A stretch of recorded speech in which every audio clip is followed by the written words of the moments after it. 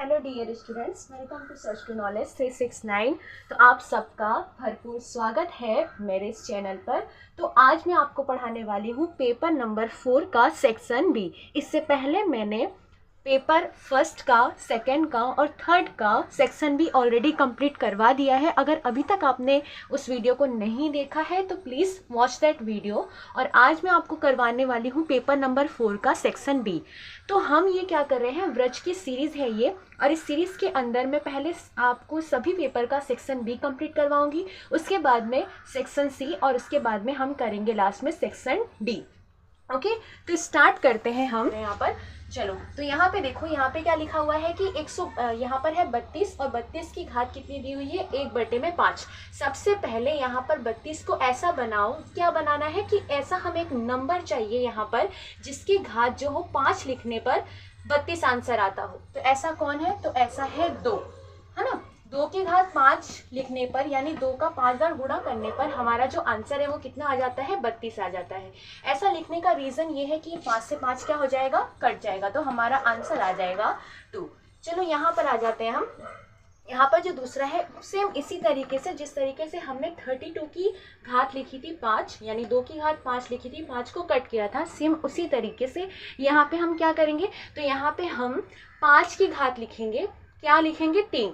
तो 5 की घात 3 लिखने का मतलब हो गया 125। चलो, ये 3 से 3 क्या हो जाएगा, कट जाएगा, तो हमारा आंसर आ जाएगा 5। ओके, तो बहुत ही इजी सवाल था ये। ओके, तो हम बढ़ते हैं हमारे नेक्स्ट क्वेश्चन के ऊपर। नेक्स्ट सवाल है, वो सवाल नंबर है 26। ओके, इस सवाल के अंदर देखो क्या पता है, पूछा है हमें बच्चों। तो देखो यहाँ पे आपको दिख रहा होगा, इससे पहले कि मैं आप लोगों को इसमें भी स्क्रीन पे दिखा दे रही हूँ क्वेश्चन। देखो, जो 26 वाला सवाल है वो क्या है कि जो बहुपद है x की घात 3 + 2x² + x - 4 का हमें क्या करना है। देखो, p के अंदर एक बार हमें क्या लिखना है, x की जगह 1 लेना है, और एक बार हमें क्या लेना है, x की जगह -2 लिखना है। तो ये हमारा बहुपद है, और इस बहुपद में अभी हम एक बार 1 लेंगे, उसके बाद हम क्या लेंगे, 2 लेंगे, और दोनों का आंसर हम चेक करेंगे कि किसका आंसर हमारा 0 आता है। तो चलो ट्राई करते हैं। तो सबसे पहले हम क्या लेने वाले हैं, 1 लेने वाले हैं। तो x की जगह सभी जगह आप क्या कर देंगे, एक रख देंगे। ओके, चलो, तो x जहाँ पर आपको दिख रहा है वहाँ पर 1 रख देना है। चलो, आंसर हम देख लेते हैं कितना आ जाएगा, ये 1 और ये 4। इसका गुणा करने पे 2 + 1 - 4, ये कितना हो जाएगा, टोटल 4 और -4, ये कट जाएगा, तो हमारा आंसर आ जाएगा 0। यानी अगर मैं P1 का यहाँ पर करेंगे तो 1 लेने पर हमारा जो आंसर है वो कितना हो जाएगा, 0 आ जाएगा। इतनी बातें समझ में आई आप लोगों को। चलो बच्चों, अब क्या करते हैं, हम लेते हैं P, x की जगह पर अब हम ले लेते हैं -2। 2 लेने पर -2 की घात 3 + 2 -2 की घात 2 + -2 -4। ओके, चलो, इसका गुणा करने पे हमारा आंसर माइनस में ही आएगा, ये याद रखना है। इसका गुणा करने पर हमारा जो आंसर है वो प्लस में हो जाएगा, है ना, क्योंकि घात सम है। घात सम होती है तो हमारा जो आंसर है उसका गुणा करने पर वो भी प्लस में आता है। ओके, चलो, यहाँ पर हो जाएगा टोटल हमारा इधर आंसर आ जाएगा -6। अच्छा, ये प्लस का 8 और ये माइनस का 8 और ये प्लस का 8 कट जाएगा, तो हमारा आंसर कितना आ जाएगा, -6 आ जाएगा। इसका मतलब जो हमारा -6 आंसर है वो किसको लेने पर आ रहा है, तो -2 लिखने पर। तो -2 लिखने पर हमारा आंसर क्या आ जाएगा, हमारा आंसर आ जाएगा -6। बढ़ते हैं नेक्स्ट क्वेश्चन। अब हमारा जो नेक्स्ट सवाल है वो है सवाल नंबर 27, और इसके अंदर हमें करना है हरों का परिमेयीकरण। देखो, इससे पहले वाले जो पेपर थे जिसको मैंने सॉल्व कराया था उसके अंदर भी हरों के परिमेय करने थे, और मैंने इसको लगभग ये सवाल मैं चौथी बार आपको चला रही हूँ इस सीरीज़ के अंदर। ओके, फिर भी मैं इसको समझा दे रही हूँ, क्योंकि जो भी बच्चे अभी तक नए हैं, जिन्होंने इससे पहले वाला लेक्चर नहीं देखा है, तो अगर आप उसको देखकर आए होंगे तो ये सवाल आपके लिए बहुत ईजी है ना। चलो, तो जिन्होंने नहीं देखा है उनके लिए, तो यहाँ पे हरों का परिमेयीकरण करने का मतलब ये हुआ कि ये हमारा जो नीचे हर लिखा हुआ है उसी से हमको क्या करना है, गुणा करना है। यहाँ पे जो हम गुणा करेंगे ना, ये ध्यान रखना है कि यहाँ पे प्लस लिखा हुआ है, तो आपको क्या करना है, माइनस में करना है। हरों का परिमेय क्या करना है, माइनस में करना है। चलो कर देते हैं। ऊपर और नीचे दोनों से उसी संख्या से हमें क्या करना पड़ेगा, गुणा करना पड़ेगा। कर दिया हमने गुणा, इसका गुणा इससे करेंगे तो हमारा जो आंसर है 7, 3 अंडर रूट में 2 आ जाएगा और बटे में हमारा इसका गुणा करने पर देखो इस दोनों की क्या हो जाएगी, वर्ग लग जाएगी, पर जो चिन्ह है वो माइनस का हो जाएगा। इतनी बातें आप लोगों को समझ में आ गई होगी। ऊपर की संख्या में कुछ भी माइनस या फिर कुछ भी प्लस या अंडर रूट का कोई सॉल्यूशन नहीं होगा, ये एज इट इज रहेगा। और यहाँ पर इसका हम वर्ग लेंगे तो ये हो जाएगा 49 और ये 3 का वर्ग हो जाएगा 6 और अंडर रूट से अंडर रूट कट जाने की वजह से बच जाएगा अकेला 2। चलो इसको अगर हम सॉल्व करेंगे तो 7 माइनस 3 अंडर रूट में 2 और यहाँ पर 49 और इसको माइनस करेंगे यानी आ जाएगा 37। ओके, तो यहाँ पर सॉल्यूशन हो गया हमारा सवाल नंबर 27 का भी। अब बढ़ते हैं आगे नेक्स्ट। हमारा जो नेक्स्ट सवाल है वो सवाल है 28 वाला, जो मैंने पूरा ही समझ लीजिए उतार दिया है। यहाँ पर देखो ये हमारा आलेख यहाँ पर है और इस आलेख से हमको पूछ रहा है, क्या पूछ रहा है, तो ये रहा कि हमारा जो B का बिंदु है वो X और Y अक्ष पर क्या होगा, A का क्या होगा, है ना, D और C का। तो इस तरीके से हम इस आलेख पर से समझेंगे। देखो कैसे बच्चों, तो यहाँ पर देखो B, चलो तो यहाँ पर जो B है, B का Y अक्ष पे 3 है, पर यहाँ पर X अक्ष पे क्या हो जाएगा 0। तो यहाँ पर X अक्ष पे इसका क्या हो जाएगा 0 और यहाँ पर Y पे क्या है 3, तो 0 3। अब नेक्स्ट है हमारा A है XY, तो A कहाँ है, ये रहा। देखो इसका X पर 4 है, X पर 4 और Y पर 0। चलो D कहाँ पर है, ये रहा D, देखो ये Y है ना, ठीक है, ये Y है और X पर क्या है 0। तो यहाँ पर इसका X वाला जो बिंदु है वो 0 और D कहाँ पे हो जाएगा -4। चलो C का आप देख लेते हैं। C का जो X वाला पद है वो कहाँ पर है -5, यानी X वाला पद इसका क्या हो जाएगा -5 और Y वाला पद क्या हो जाएगा 0।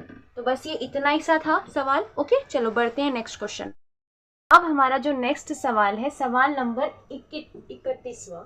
तो जो 31 वाला सवाल है उसके अंदर हमको एक हिंट दे रखी है कि जो P और Q है, चलो मैं आपको स्क्रीन पर भी दिखा देती हूँ ये सवाल। तो देखो यहाँ पर आपको दिख रहा होगा 31 वाला जो सवाल है हमारा, क्या लिखा हुआ है कि कोण P और कोण Q समपूरक कोण है और यदि P जो कोण है उसके बराबर 4x + 20 है और कोण Q बराबर है 7x - 5। ओके, तो हमें P और Q ज्ञात करना है, जो मैंने यहाँ पर ऑलरेडी शॉर्ट में लिख दिया है। अब देखो समपूरक कोण होने का मतलब क्या होता है, यहाँ पर, तो यहाँ पर कोण P प्लस कोण Q का जो योग है वो कितना हो जाएगा 180। ये याद रखना है क्योंकि ये समपूरक कोण है, इसके लिए इसका योग कितना हो जाएगा 180 हो जाएगा। ओके, चलो तो P का हमें कितना मान दे के रखा है, तो P का हमें मान दे के रखा है 4x + 20 और Q का हमें मान देकर रखा हुआ है 7x + 5 बराबर कितना हो जाएगा 180। 4x और 7x, ये जो हमारा x आया है ना 15, ये x आया हुआ है ना, हमको तो क्या ज्ञात करना है P और Q ज्ञात करना है। तो कोण P बराबर क्या दिया हुआ है, तो दिया हुआ है 4x + 20। तो भर दीजिए x की वैल्यू, चलो भर देते हैं x की वैल्यू और 20 कितना हो जाएगा 60 + 20, यानी हमारा जो इधर है कोण P जो है वो कितना निकल जाएगा 80। कितना हो जाएगा 80। सेम उसी तरीके से कोण Q बराबर हमें कितना देकर रखा है 7x - 5। तो 7x की जगह हमें क्या कर देना है 15 लिख देना है और -5। तो आप इसको कर सकते हैं, ठीक है। तो इसका आंसर आपको मुझे कमेंट करके बताना है कि आपका जो कोण Q है उसका आंसर क्या आया। तो बढ़ते हैं हम अपने नेक्स्ट क्वेश्चन की तरफ। अब हमारा जो नेक्स्ट सवाल है वो सवाल नंबर है 34। तो आपको स्क्रीन पर दिखे, मैं आपको दिखा देती हूँ। जो सवाल नंबर 34 है वो हमसे क्या कह रहा है, तो वो कह रहा है कि एक शंकु के आधार का जो व्यास है वो 10.5 सेमी है और उसकी जो तिर्यक ऊंचाई है वो 10 सेमी है। तो इसका वक्र पृष्ठीय क्षेत्रफल ज्ञात कीजिए। देखो बच्चों, यहाँ पे आधार का हमें व्यास देकर रखा है और वक्र पृष्ठीय क्षेत्रफल का जो सूत्र है वो होता है πr/l। तो हमें पाई तो नहीं दी हुई है, तो हमें 22/7 ले लेना है। जो l है वो हमें दिया हुआ है क्योंकि तिर्यक ऊंचाई का मतलब l होता है। यहाँ पे r नहीं है, तो हमें हिंट देकर रखिए, व्यास दिया हुआ है, देखो मैंने साइड में उसका सॉल्यूशन किया हुआ है कि आर जो होता है वो डी का आधा होता है, यानी व्यास का आधा होता है। व्यास का आधा होने की वजह से हमने क्या कर दिया, इसको सॉल्व कर दिया, जो हमें डी दिया था उसको हमने आधा कर दिया, 2 से भाग दिया। यहाँ पे पॉइंट था, पॉइंट को हटाकर नीचे 10 लिखा, इसकी वजह से 2 से गुणा करने पर वो 20 हो गया। तो अब हमारा आर कितना है, 105/20, जो यहाँ पर हम भर देंगे। तो चलो वैल्यू भर देते हैं हम।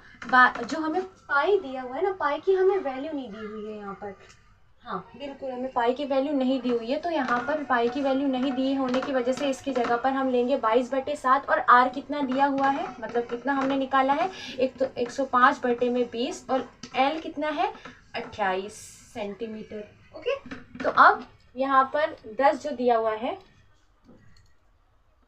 इस 10 से इसको काटेंगे तो कितना हो जाएगा 2, और इस 2 से इसको काटेंगे तो हो जाएगा 11, और इसको अगर इससे काटेंगे तो हो जाएगा 15।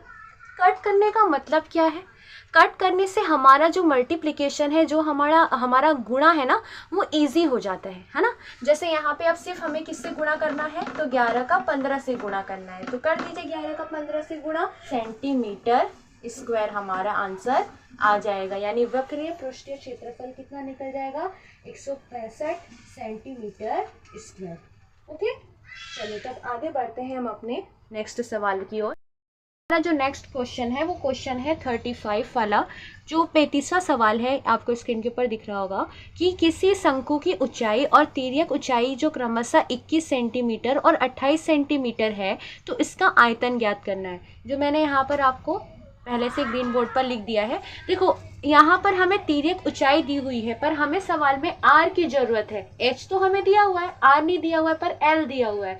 तो एल और एच होने से हम क्या कर सकते हैं, आर भी निकाल सकते हैं। तो एल स्क्वायर का फॉर्मूला होता है R square plus H square. तो हमने यहाँ पर आर की वैल्यू, एच की वैल्यू सब, मतलब यहाँ पर एल की वैल्यू और एच की वैल्यू भरकर हमने आर यहाँ से निकाल लिया है, जो लगभग 18.52 आएगा। ओके, चलो अब यहाँ पर इसकी वैल्यू भर देते हैं। तो शंकु का आयतन हमें ज्ञात करना है। चलो पाई जो है ना हमें देकर रखा है सवाल के अंदर, तो हमें जो पाई की वैल्यू है वो देकर रखी नहीं है, तो हमें क्या कर देना है, 22/7 ले लेना है। चलो पाई आर स्क्वायर, तो आर स्क्वायर कितना है, मतलब 1852/100। ऐसा क्यों, क्योंकि पॉइंट हटा दिया हमने, है ना, पॉइंट हटा देंगे तो नीचे 100 आ जाएगा। चलो एच की जगह पर क्या आ जाएगा, एच की जगह पर आ जाएगा 21, 7 से ये कट गया 3, चलो पूरा ये 3 से 3 कट जाएगा। ओके, पूरा गुणा और सब कुछ करने के बाद जो हमारा फाइनल आंसर है ना, वो आएगा लगभग किसके इक्वल है, तो ये है लगभग इसके इक्वल।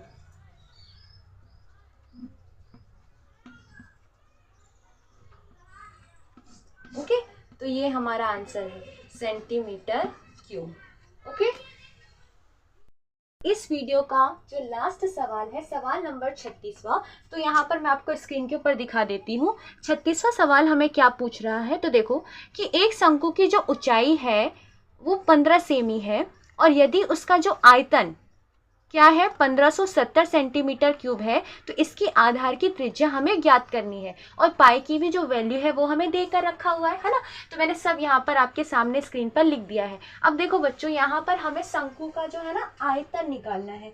तो आपको शंकु का जो आयतन का सूत्र है, कि सूत्र याद नहीं होगा तो आपको सवाल आता भी हो तो क्या फर्क पड़ता है, आपको सूत्र ही याद नहीं है तो आप लगा ही नहीं पाएंगे, है ना। तो शंकु का आयतन कितना देकर रखा हुआ है, अब फटाफट से वैल्यू भर देना है। इससे क्या करना है, जिसको हमें निकालना होता है, जिसकी कीमत हमें ढूंढनी होती है, उसके साथ जो भी संख्या होती है ना, उसको हमेशा बराबर के इस साइड धकेल दो, है ना, इस साइड भेज दीजिए सभी सारी संख्याओं को, जो भी यहाँ पर इसके साथ में है। किसके साथ में, आर के साथ में है। तो चलो सबसे पहले बंटवारा कर देते हैं यहाँ पर 3 का, 3 इसके साथ में कैसे है, भाग में, उधर जाएगा तो गुणे में, ये गुणे में है, नीचे आ जाएगा बटे में। कैसे आ जाएगा, बटे में बच्चों। अरे हाँ, 100 बचेगा। आपको ये ट्राई करना है, कैसे भी किसको कट करना है, गुणा कर लीजिए, कैलकुलेशन कर लीजिए, कट कर लीजिए। कट करने वाला मैंने कितनी बार आपको समझाया, छोटे छोटे नंबर से कट करना है, स्टार्ट करना है। जैसे इसको 2 से कट कर दो, या इसको 5 से कट कर दो, इसको 5 से कट कर दो, इसको कर दो, है ना, इस तरीके से। एट द एंड आपका कितना आ जाएगा, 100। यहाँ पे इसका चढ़ जाएगा अंडर रूट, तो r बराबर आ जाएगा 10 सेंटीमीटर। ये लिखना नहीं भूलना है। ओके, तो यहाँ कंप्लीट हो जाता है सवाल नंबर 36। ओके, तो बच्चों इस वीडियो के अंदर सिर्फ इतना ही।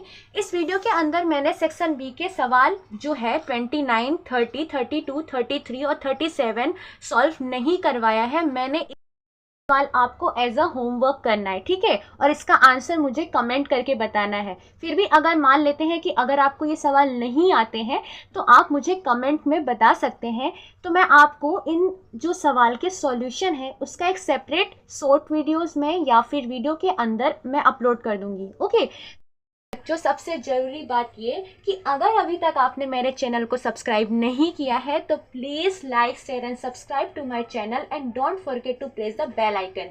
ओके, ताकि आप जो आने वाले नेक्स्ट लेक्चर्स हैं, जो वीडियोस हैं, आप मिस ना कर सके। ओके बच्चों, तो जो भी बच्चे एट द एंड तक सारे सवाल के सॉल्यूशन तक रुके थे और जिन्होंने पूरा वीडियो देखा है उसके लिए थैंक यू सो मच। और जो भी मेरे सब्सक्राइबर हैं जिन्होंने मुझे इतना सपोर्ट किया, सब्सक्राइब किया और जो वीडियो को कंसिस्टेंसी के साथ देखते हैं, लाइक करते हैं, कमेंट करते हैं, तो थैंक यू सो मच। आपका जो ये सब्सक्राइब करना, आपका कमेंट करना और लाइक करना मुझे मोटिवेट करता है ताकि मैं नेक्स्ट वीडियो अपलोड कर सकूं। करिएगा मेरे नेक्स्ट वीडियो का जिसके अंदर हम पेपर 5 का सेक्शन बी कंप्लीट करवाएंगे, है ना। तो ये सीरीज लंबी है तो आप अभी से तैयार रहेंगे ताकि आपका जो अप्रैल में एग्जाम होने वाला है आप एकदम पूरी तरीके से मैथ्स में एकदम प्रो खिलाड़ी बन जाए। समझ में आया? तो यहाँ पर वीडियो एंड करते हैं। Thanks for watching.